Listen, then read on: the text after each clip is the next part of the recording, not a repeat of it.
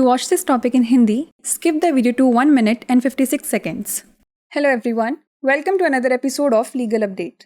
Today's topic of discussion is appointment of High Court judges. First, let us see why is it in the news. Recently in CA Rakesh Kumar Gupta versus Supreme Court of India, the Delhi High Court ruled that disclosing the Supreme Court Collegium's reasons for rejecting High Court judge elevations is not in the judge's best interest. Let's look at the background of the case. The petitioner with the pending case in the Delhi District Court filed a writ petition before a single judge bench. He contended that the Supreme Court should provide reasons for the non-appointment of judges, arguing that the shortage of judges in the country leads to case backlogs. The petitioner claimed he had locus standi to file the writ petition. However, the single judge bench dismissed the writ due to a lack of locus standi, prompting the petitioner to appeal to the Delhi High Court. The court's observation was as follows.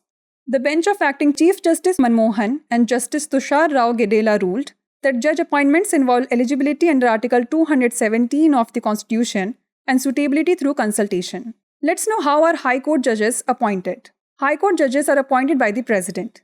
The Chief Justice of the High Court is appointed by the President after consulting the Chief Justice of India and the Governor of the relevant state. For other judges, the Chief Justice of the respective High Court is also consulted. In the case of a common High Court for multiple states, the President consults the governors of all concerned states. Before we wrap up, here's a question for you. Who appoints the judges of the High Court? President, Governor, Prime Minister, or Chief Minister? Send the answer to this question in the comment section. Like, share and subscribe for more such content. नमस्कार, legal update programme में आपका स्वागत है। आज हमारी चर्चा का विषय है उच्च न्यायालय के न्यायाधीशों की नियुक्ति। सबसे पहले जान लेते हैं यह चर्चा में क्यों है। हाल ही में सीए राकेश कुमार गुप्ता बनाम भारत के सर्वोच्च न्यायालय मामले में दिल्ली उच्च न्यायालय ने फैसला दिया है कि उच्च न्यायालय के न्यायाधीशों की पदोन्नति को अस्वीकार करने के लिए सर्वोच्च न्यायालय कॉलेजियम के कारणों का खुलासा करना न्यायाधीशों के सर्वोत्तम हित में नहीं है। आइए जान लेते हैं मामले की पृष्ठभूमि। याचिकाकर्ता ने दिल्ली जिला न्यायालय में लंबित मामले के साथ एकल न्यायाधीश पीठ के समक्ष रिट याचिका दायर की।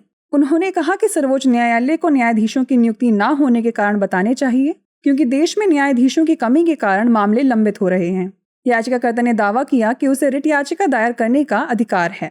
हालांकि एकल न्यायाधीश की पीठ ने सुने जाने योग्य अधिकार के अभाव के कारण रिट को खारिज कर दिया, जिससे याचिकाकर्ता को दिल्ली उच्च न्यायालय में अपील करने के लिए प्रेरित होना पड़ा। न्यायालय के अवलोकन की बात करें तो कार्यवाहक मुख्य न्यायाधीश मनमोहन और न्यायमूर्ति तुषार राव गेडेला की पीठ ने फैसला सुनाया है कि न्यायाधीशों की नियुक्ति में संविधान के अनुच्छेद 217 के तहत पात्रता और परामर्श के माध्यम से योग्यता शामिल है। चलिए अब जान लेते हैं उच्च न्यायालय के न्यायाधीशों की नियुक्ति कैसे होती है। उच्च न्यायालय के न्यायाधीशों की नियुक्ति राष्ट्रपति द्वारा की जाती है।